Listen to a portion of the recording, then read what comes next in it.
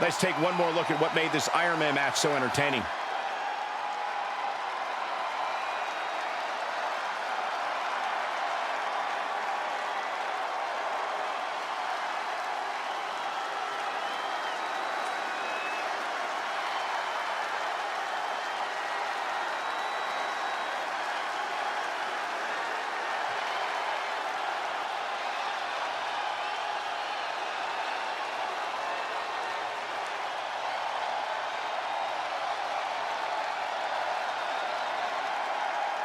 Here is your winner, and still Women's World Champion, Giulia.